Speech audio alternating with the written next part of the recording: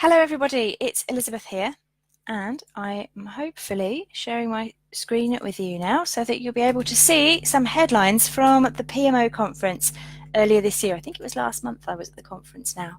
And in today's Facebook Live session, I wanted just to pick out a few bits and pieces that I thought were particularly interesting from the conference so that you can just see really what went on and whether or not there's anything in there that's interesting and take away for you. So I've put together some slides. It's not very long. And if you are new to our Facebook group, then welcome. If this is the first session that you've seen or the first kind of interaction you've had with me in the Project Management Cafe Facebook group, I'm Elizabeth Harrin. I run this group and I run the blog A Girl's Guide to Project Management as well. And I was at the PMO conference last month, and this is what I took away. Right. For opening keynote was by Jack Dougal, and he talked about what life is like in a dance world. So if you've come across the concept of VUCA, volatile, uncertain, something and something, this is kind of takes that to the next level, and it covers a bit more of the kinds of things that the modern project management team is challenged with. For example, we work in a very dynamic and changing environment, and the velocity of change that we face in projects causes unpredictability. I'm sure none of you will disagree with that. The next letter in his dance acronym was ambiguous. Things are uncertain, and if you have a project where there are a few different options for a few different scenarios, you may well find that actually you're looking at planning for multiple different possibilities, and that is a lot of planning. The way that projects can evolve can be very uncertain these days. Also, there's a risk around sequential tasks. A lot of what we do is not linear any longer. A lot of what we do doesn't hold with the standard way that we think about project dependencies. And this is especially true for knowledge work, I think, because there are a lot of overlapping activities with knowledge work. Or you may well find that it might take someone 2 weeks to come back to you, but actually they're elapsed. The time they've actually spent working on a particular task is perhaps only half an hour. But because it's knowledge work, it takes the time and the thought and a number of different conversations. It's quite difficult to plan for those things. Complexity, people cause complexity. That is definitely true. And I'm sure if you don't have to have very much project experience at all to know that. And finally, the environment that we're in is often emergent. So where you've got things that are unpredictable, you may well find that it mutates into different behaviours. I'm going to try and get rid of that bar at the bottom so that you can see more easily what I'm talking about with the emergent thing. And it creates unpredictability because people cause problems on projects. And when people perhaps are disgruntled, that one disgruntled employee may well create a whole emergent situation that you might not have had to plan for.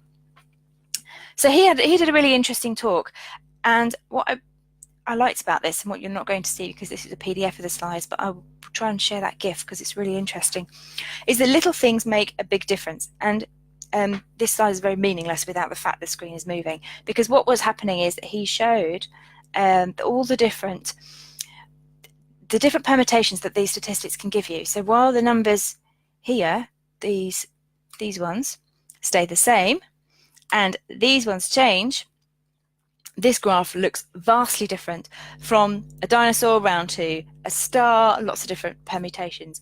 So he was trying to make the point that firstly you should display your data visually because it makes it more interesting, and also because you can see different patterns when you look at things visually, but also that very, very small changes can have quite a big effect on the project overall and the way that these things play out. He also talked about how annoying is your PMO. So for us, whether you work in a PMO or whether the PMO is separate to you as a project manager, you'll probably have an opinion as to how annoying your PMO is. And he asked these questions. So how many processes are there? How many processes are cumbersome? How much do we annoy the people that we work with? How many templates are too long? How many processes have more than 10 steps? You can read these. And I thought that was a really interesting take on it, because so much of what we do in project management is around process and governance, and in a PMO environment even more so. But actually, are we really serving the people that we're working with and for? If we become too annoying, we start to add less value, we start to be less appreciated, and not only do you open yourselves up for finding yourself in a situation where you are no longer required, also you're just adding bureaucracy to an environment. So his take on a PMO as a service organisation was very interesting. He shared about the rules of the game and said these things have changed, and he gave the example of playing billiards or pool to US people, I think you know that as, and that's where PMOs tend to sit. We have clear roles, there is physics. If you hit the ball like this, you have a high probability that things will go this way. There is a structure that you can follow, and you can win if you follow and apply the rules. And PMO processes are designed for this. They are known problems or things that you can find out, and you have to find solutions. But actually, in the real world, as project managers and as PMO professionals, we are playing pinball. We're trying to set projects off. They bounce around, they go all over the place. There's all kinds of things happening that we perhaps couldn't foresee. We're trying to play with a billiard ball, though, and that is causing huge issues. We're trying to apply the rules of billiards and wondering why we're not winning. So today's problems, he was saying, require much more organic solutions around how we can better serve the needs of the people that we work with by being much more flexible, much more open in our ways of thinking. And to do that, we need this part at the bottom, this, freedom with fences. So what he was saying was, I think he said this is the motto for Harley Davidson. But he was trying to point out, and I took this picture of him on the stage, these are the boundaries. This is part of your boundaries, and then that is the frame of reference that you can work in. That line there, you have a sphere that you can work in, which gives you the opportunity to work within a framework. So he was talking about how you can actually apply that in your day job. And freedom with fences looks like having a set of boundaries, but giving people freedom to operate within them. Making the PMO somewhere where you can learn and have fun. Making the PMO somewhere where you are trying to cultivate an organic approach, where you are learning as you go, and where you are giving people the flexibility to do their best work, instead of constraining everybody through process. Talking about PMO customers, you need to talk about them as customers and not as stakeholders. And your goal should really be, as any service-based organisation, to delight your customers and give them the ultimate customer experience, to serve them, to give them what they want, even perhaps when they don't really understand what it is that they need themselves. He talked about focusing on the real purpose of the business, so getting to the root of what it does, what your company does, what your strategy is, making sure you're fully aligned. That part won't be new to you. And you may have heard this before as well, providing painkillers and not vitamins, because people want the painkillers. They don't want the preventative vitamin-style process that is going to stop you getting into a pickle later on. They want you to find the solutions to the problems they have every day and hit those and hit them hard. So if you can do that, both as a project manager and as a PMO professional, you'll have a greater degree of success. And in line with that, he talked about aligning processes to address customer needs. Okay. Next presentation, I've called out 3 presentations that I wanted to share with you, and this was the second one. Guy Jelly comes from a project management software tool organizer, a PMO tool company, and he talked about PMO maturity with an interesting take on it. A couple of things he said were quite new to me, I think. He talked about the fact that your PMO doesn't operate in a vacuum, and it's rather arrogant and pointless to think about it as if it does. If your PMO is mature but you can't get anything done outside your organisation, it may well be because the rest of the organisation doesn't have the same level of maturity and isn't ready for what you've got to offer. So trying to match where you are with where the rest of the organisation is, or at least be conscious of the fact that there's a difference, that will really help you get your PMO processes effectively doing what they need to do. I think he gave the impression that PMO people can get a bit hung up on maturity levels and making sure that they know where their journey is and how they're going to implement more and deliver more. But actually outside of the PMO, nobody knows about PMO maturity levels, and even fewer people care. So it's important to you to know where your journey is, how you're going to improve your skills, how you're going to deliver more value to your organisation. But the journey is more important than what you score, because you're going to be able to pinpoint the things that will make the best difference to your organisation. And there's no point in shooting for level 5 maturity if you really don't need it. He shared a few typical good starting points for building maturity within your PMO. So looking at project initiation, the activation of a new project, that was quite important. And he's looking at status reporting as well, He said that was quite a good area where you can add some value. Governance, that's a good place to start with, putting in place structures for project board meetings and things. And resource management, which I would actually argue, while it might be a good starting point, it's actually quite difficult to get right. So I think that very much depends on the kind of organisation that you're in. He talked about applying the technology even before the processes are mature. And I heard from other speakers that actually you get the process right, and then you can lay on the technology when you know what you want your technology to do. Guy's view was very different to that. He was saying, actually, start as you mean to go on, get a tool, make people do the change once, just do it. Get a tool and start from there. Otherwise, you're implementing paper-based workaround processes and then asking people to change in 6 months when you layer a tool on top. Why not just do it right from the beginning and use the tool to help you drive your maturity levels? This is a terrible photograph, but it shares a little bit of the kind of things that he was covering in his presentation. So down this side here, we've got the levels. So this is the different, can I select it? No, I can't. These are the different levels within the PMO maturity framework. And you would look at these different threads for each of them. What are the behaviors? What are the plans? What are the tools, techniques, standards, processes in each of these?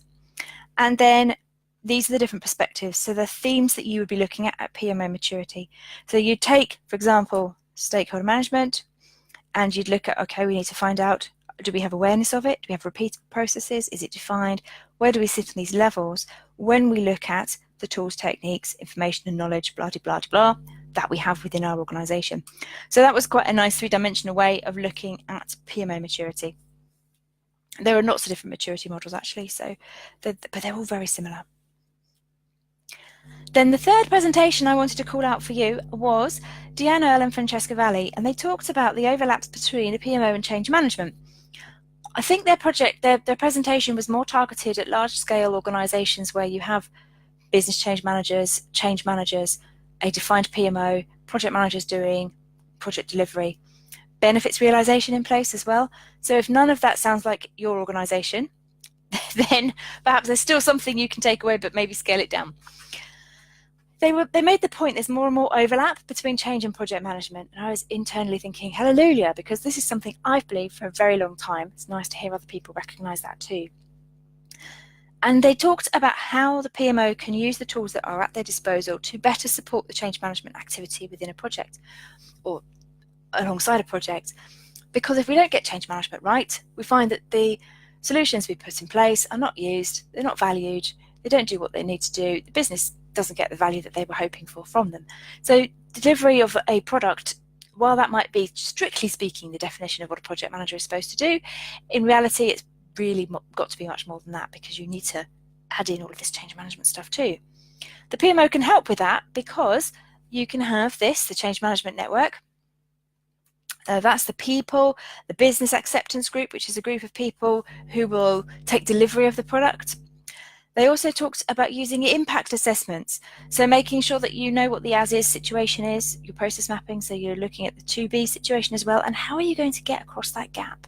Could the PMO have some templates for that? Could you have a process? Could you mandate, heaven forbid, that actually new process changes have to have impact assessments? And then they talked about business readiness criteria, and how do you create accountability for those and have somebody who is actually going to sign them off at the end and is accountable for making sure they're delivered. Business readiness criteria you might actually find in the business case, maybe called key performance indicators, maybe called success criteria, something like that. Or you may well find that within your long list of project success criteria, there are some things that really should be readiness criteria, because they would mean that the training is delivered and that the organisation is ready to accept the change. Then you've got the governance structure. So what changes could you put in place for the project management governance structure for the project that will engage the whole of the business community? Very, very simple. Have a change work stream. If it's appropriate on your project, make sure that that's part of your governance structure. And finally, they talked about reporting. So making sure that links to outcomes and what was achieved. Maybe this would get it out of the way. Yes, it would. Looking at what was achieved and not what was done. So that's quite a easy thing to do if you're in a PMO environment to try to make sure that what you're doing and how you are shaping projects is also tying in with any change management activity happening on your projects or happening through your business change group. Hope that makes sense. Right, some final slide, some overall takeaways that I picked up from the conference. I talked to a lot of people while I was there. I listened to a lot of presentations, and the bottom line is everybody is finding the same things difficult. So if you're in a PMO environment going, I don't know how to deal with this, it's all difficult, this process isn't working, that's hard, these stakeholders don't agree, blah, blah, blah. Everybody is having very similar challenges, so you're certainly not alone. Tap into the wisdom of the crowd, use the community, we are around to help. This was another key message for me. You need to know what your business wants. Even if the business cannot tell you, you have to be able to tap in, to listen, to try to unpick what it is that people are genuinely asking for that helps you link to the business strategy, helps you deliver value, and that they'll know it when they see it.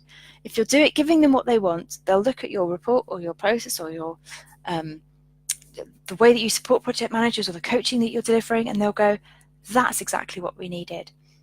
And that is what you're trying to get to, an environment where the business, if it can't tell you what it wants, or even if it does tell you what it wants, you need to validate that. Is it actually what you need? And deliver that. Then finally, I thought this was quite funny because I got this from the final closing keynote of the day, which was Jeff Crane, who is fantastic and in our group. Oh, and I can see that there's some people watching the video who I also saw and met on the day.